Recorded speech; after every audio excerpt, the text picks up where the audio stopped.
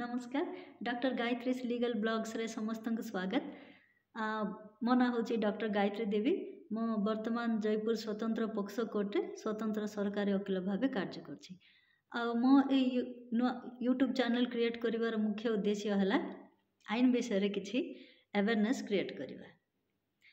बंधुगण आमे समस्ते जानू आम मानकर अधिकार को सुरक्षा देकी समाज रे अपराध को नियंत्रण करी शांति श्रृंखला रक्षा करने समय समय आमर भारतीय पार्लियामेंट अनेक आईन प्रणयन करछंती।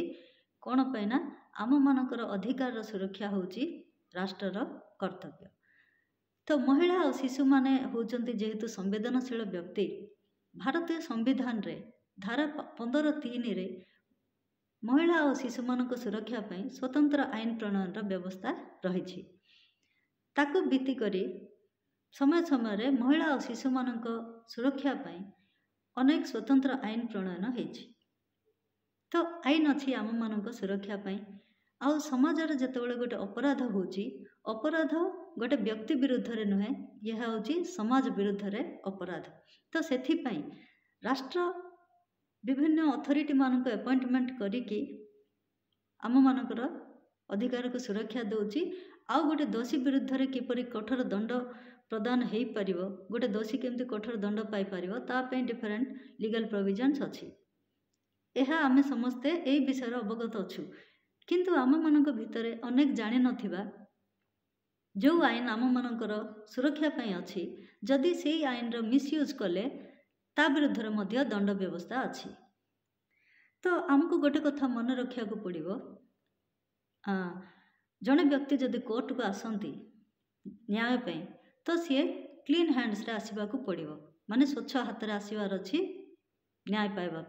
जदि कौन सी व्यक्ति गोटे अल्टेरियर मोटिव रखी खराब मंद उद्देश्य रखिकी जदि आईन रो दुरुपयोग करने जन को हारास करने जदि कोर्ट को आसती तो तांको न्याय मिलवा कष्टकर एवं मिछ केस दायर करने मामला रे मध्य तांको विरुद्ध रे कार्यानुष्ठान हो पारिबो।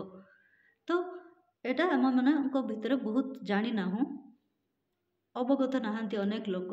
तो सेथिपई समय समय रे कौन सी छोट छोट कथा को लेकिन अन्य लोक को अन्यर पर्सनल लिबर्टी को काटेल करके जन को जेल रे भर्ती करवा बोली उद्देश्य रखिके बहुत स्ट्रिंजेंट पनिशमेंट जाए अच्छी से केस माने आमे फाइल करछे। तो सेथिपई आज आमको जानिया को पड़िबो गोटे एडल्ट व्यक्ति गोटे केस करके तापर कोर्ट को आसिक जितेबाला कहते आम आईन विषय किसी जान आज्ञा भूल रे काम कर देचु फाइल कर देचु आउ जड़े आमको शिखाइलारू लिखिदेचु एमती सबू प्ली नेले कोर्ट रे ग्रहण योग्य नुह। कहीं जड़े एडल्ट व्यक्तिर सुस्थ मस्तिष्क अच्छी चिंता करिवार कैपेसिटी अच्छी। तो ignorance of law has no excuse बोले आमर लॉ रे गोटे प्रभाव अच्छी। आईन आईन आईन को आम हाथ को लेकिन गोटे काम करवा तापर आम आईन रे प्रोविजन अच्छी ए व्यवस्था अच्छी आम जानिनु बोली कहले कहीं शुणिबे नहीं। आम जो भूल करछु तापाई मध्य दंड व्यवस्था अच्छी। तेणु आम समस्त को सचेतन होइकी काम करिया को पड़िबो। तो आमर जेमती आमर स्वाधीनता अच्छी अन्य व्यक्तिर मध्य स्वाधीनता अच्छी। व्यक्ति स्वाधीनता होची गोटे मौलिक अधिकार जबकि आम जदि गोटे जन को इंटेंशनली जेल रे भर्ती करवा फाल्स केस करिकी तार फंडामेंटल राइट व्यक्तिगत स्वतंत्रता भाइलेट हम। तो सेटा गोटे मौलिक अधिकार व्यक्तिर आर्टिकल 21 रे ता बादे व्यक्तिर व्यक्तिगत स्वतंत्रता होची तार गोटे ह्यूमन राइट मानविक अधिकार। आमर जेमती अधिकार अच्छी समस्तंकर सेमती अधिकार अच्छी। आमर अधिकार सुरक्षा जेमती अन्यर कर्तव्य अन्यर अधिकार सुरक्षा आमर कर्तव्य। तो सेथिमे बंधुगण आज आमे केवल केतरा प्रोविजन विषय जानिबा मिछ केस कले कौन दंड व्यवस्था अच्छी आउ मिछ साक्षी देले कौन दंड व्यवस्था अच्छी। तो आसतु प्रथमे जानिबा हमर इंडियन पेनल कोड जोटा कि एबे रिफिल होइकी हमर पुराना ओल्ड एक्ट गोटे थिला क्रिमिनल लॉ सेटा रिफिल होइकी एबे आपणकर भारतीय न्याय संहिता आछि ताइरे आपणकर सेक्शन अलगा होइछि किंतु पनिशमेंट भी केतरा चेंजेस आछि हमको जानिया को पड़िबो। तो सेक्शन 193 आईपीसी रे कोन कहूछि जने व्यक्ति जदि जनक विरुद्ध रे फाल्स एविडेंस दब कोर्ट को आसिक मिछ साक्ष्य प्रमाण दब तापे 7 वर्ष जेल दंड रही। ଆଉ ଫାଇନ୍ ମଧ୍ୟ ବ୍ୟବସ୍ଥା ରହିଛି। ଆଉ ଯଦି ଗୋଟେ ବ୍ୟକ୍ତି ଜଣକୁ ଡେଥ୍ ସେଣ୍ଟେନ୍ସ ପନିଶମେଣ୍ଟ ଥିବା କେସ୍ରେ ମିଛ ସାକ୍ଷୀ ଦେବ ଆସିକି କୋର୍ଟରେ, ତ ତା ପାଇଁ ମଧ୍ୟ ଆପଣଙ୍କର ଲାଇଫ୍ ଇମ୍ପ୍ରିଜନମେଣ୍ଟ ମାନେ ଆଜୀବନ କାରାଦଣ୍ଡ କିମ୍ବା 10 ବର୍ଷର ରିଗରସ୍ ସଶ୍ରମ କାରାଦଣ୍ଡ ଏବଂ ଫାଇନ୍ ବ୍ୟବସ୍ଥା ଅଛି। ତାପରେ ଆସିଲା ଆପଣଙ୍କର ଯଦି ଜଣେ ବ୍ୟକ୍ତି ଯଦି 7 ବର୍ଷରୁ ଉର୍ଦ୍ଧ୍ୱ ଅଫେନ୍ସର ପନିଶମେଣ୍ଟ ଥିବ କିମ୍ବା ଲାଇଫ୍ ଇମ୍ପ୍ରିଜନମେଣ୍ଟ ଯାଏରେ ପନିଶମେଣ୍ଟ ଥିବ, ସେଇ କେସେସ୍ରେ ମିଛ ସାକ୍ଷୀ ଯଦି ଦିଏ ତା ପାଇଁ ସେ ସେମ୍ ସେଣ୍ଟେନ୍ସ ସେ ମିଛ ସାକ୍ଷୀ ଦେବା ବ୍ୟକ୍ତିକୁ ମଧ୍ୟ ମିଳିବ। ତାପରେ ଆସିଲା ଆପଣଙ୍କର ସେକ୍ସନ୍ 211 IPCର ଜଣଙ୍କ ବିରୁଦ୍ଧରେ ମିଛରେ ଫାଲ୍ସ କେସ୍ କରିବା କି ଫାଲ୍ସ ଏଫଆଇଆର ଦେବା କିମ୍ବା କୋର୍ଟରେ ଫାଲ୍ସ କମ୍ପ୍ଲେଣ୍ଟ କରିବା।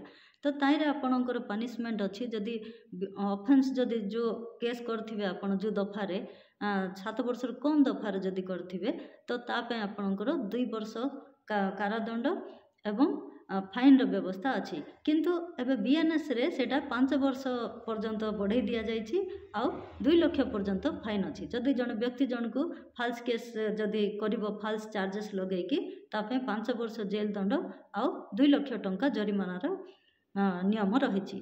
ତାପରେ ଆସିଲା ଆପଣଙ୍କର ଯଦି ଡେଥ୍ ସେଣ୍ଟେନ୍ସ କିମ୍ବା ଇମ୍ପ୍ରିଜନମେଣ୍ଟ ଫର୍ ଲାଇଫ୍ କିମ୍ବା 7 ବର୍ଷରୁ ଉର୍ଦ୍ଧ୍ୱ ଚାର୍ଜେସ୍ ଯଦି ଲଗେଇବେ, ହିନିୟସ୍ ଯେମିତି ରେପ୍ କେସ୍ରେ ଫସେଇବେ କିମ୍ବା ମର୍ଡ଼ର କେସ୍ କିମ୍ବା ଆଟେମ୍ପ୍ଟ ଟୁ ମର୍ଡ଼ର, ଡକେଇତି, ଏମିତି ଯଦି ହିନିୟସ୍ ଅଫେନ୍ସ କେସ୍ ଯାକରେ ଯଦି ଚାର୍ଜେସ୍ ଲଗେଇକି ଜଣକୁ ହଇରାଣ କରିବେ ତ ତା ପାଇଁ ଆପଣଙ୍କର IPCରେ 7 ବର୍ଷ ଜେଲ୍ ଦଣ୍ଡ ଅଛି, କିନ୍ତୁ BNSରେ ଆପଣଙ୍କର 10 ବର୍ଷ ପର୍ଯ୍ୟନ୍ତ କଠୋର କାରାଦଣ୍ଡର ନିୟମ ରହିଛି।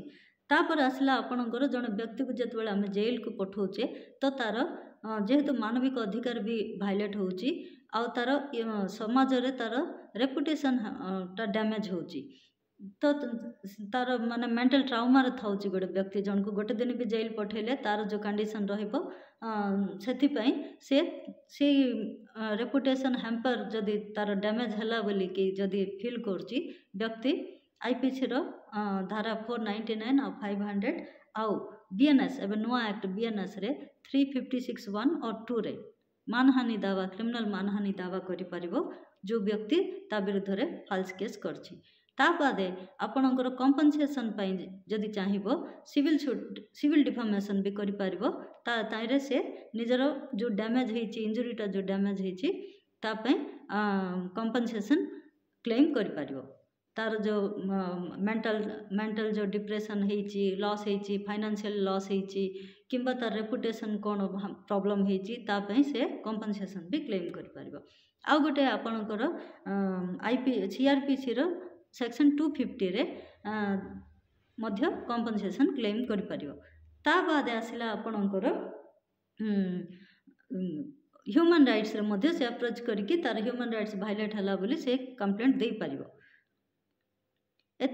ତାପରେ ଆପଣଙ୍କର ପୋକ୍ସୋ ଆଇନରେ ମଧ୍ୟ ଆପଣଙ୍କର ଜଣେ ବ୍ୟକ୍ତି ଯଦି ପୋକ୍ସୋ ଆଇନରେ ଫାଲ୍ସ କେସ୍ ଜଣଙ୍କ ବିରୁଦ୍ଧରେ କଲେ, ଶିଶୁ ଯଦି ହେଇଥିବ 18 ବର୍ଷରୁ କମ୍ ତା ପାଇଁ ଦଣ୍ଡ ବ୍ୟବସ୍ଥା ନାହିଁ। କିନ୍ତୁ 18 ବର୍ଷରୁ ଉର୍ଦ୍ଧ୍ୱ ବ୍ୟକ୍ତି ଯଦି ପୋକ୍ସୋ ଆଇନରେ ମଧ୍ୟ କେସ୍ କଲେ এই IPCର ଧାରା ପରିବର୍ତ୍ତେ ପୋକ୍ସୋ ଆଇନରେ ଯଦି କେସ୍ଟା ଯଦି ଇନିସିଏଟ୍ ହେଉଛି କି ତା ପାଇଁ ଆପଣଙ୍କର ତା ପାଇଁ ମଧ୍ୟ ଜେଲ୍ ଦଣ୍ଡର ବ୍ୟବସ୍ଥା ରହିଛି। ତ ବନ୍ଧୁଗଣ ମୋର ଗୋଟେ ଅନୁରୋଧ, ଆମେ ଯେତେବେଳେ ଆମ ବିରୁଦ୍ଧରେ ଗୋଟେ ଅପରାଧ ହେଉଛି ଆମେ ତାକୁ ଆଇନର ସାହାଯ୍ୟ ନେବା ଜଷ୍ଟିସ୍ ପାଇବା ପାଇଁ। କିନ୍ତୁ ଆମର ଇଲିଗାଲ ଭେଷ୍ଟେଡ୍ ଇଣ୍ଟରେଷ୍ଟ କିମ୍ବା ଆମର ଗୋଟେ ପର୍ପୋଜକୁ ଫୁଲଫିଲ୍ କରିବା ପାଇଁ ଗୋଟେ ବ୍ୟକ୍ତିକୁ ଆମେ ହଇରାଣ କରିବା ନାହିଁ। ଆମର ଯାହା ପ୍ରୋବ୍ଲେମ୍ ହେଉଛି ଆମେ ସେଇ କଥାକୁ ଧରିକି ଆମେ କୋର୍ଟକୁ ଆପ୍ରୋଚ୍ କରିବା, ସେତେବେଳେ ଯାଇକି ଆମେ ପ୍ରପର୍ ଜଷ୍ଟିସ୍ ପାଇପାରିବା। କିନ୍ତୁ ଗୋଟେ ଲୋକକୁ ଅନ୍ନେସେସରି ହାରାସ କରିବା, ଜଣକୁ ଜେଲ୍ରେ ଭର୍ତ୍ତି କରିବା ଉଦ୍ଦେଶ୍ୟରେ ଯଦି ଆମେ କେସେସ୍ ଫାଇଲ୍ କରିବା, ଯେତେବେଳେ ଯଦି ସେ ଏକ୍ୟୁଜ୍ଡଟା ଯାହାକୁ ଆମେ ଏକ୍ୟୁଜ୍ଡ କହୁଛୁ ସେ ଯଦି ଜେଲ୍ରୁ ବାହାରିଲା ପରେ ସିଏ ଆମ ବିରୁଦ୍ଧରେ ଯେତେବେଳେ ଗୋଟେ କେସ୍ କରିବ ତ ଆମେ ତାକୁ ଟଲରେଟ୍ କରିପାରିବା ନାହିଁ। ତ ସେଥିପାଇଁ ବନ୍ଧୁଗଣ ଆମେ ଆଇନ ବ୍ୟବସ୍ଥା ବିଷୟରେ ଆମେ ଟିକେ ସଚେତନ ହେବା ଆଉ ନିଜର ସୁରକ୍ଷା ପାଇଁ ଅନ୍ୟର କଥାରେ ନ ପଡ଼ିକି ଆମ ପାଇଁ ଯାହା ଭଲ ଆମେ ସେଇଟା ହିଁ କରିବା। तो आज मो क्लास एतिकी आपण मनकु जदि मो ए विषय वस्तुटा भल लागला मो चैनल को लाइक करंतु, सब्सक्राइब करंतु आ फॉलो करंतु। Thank you.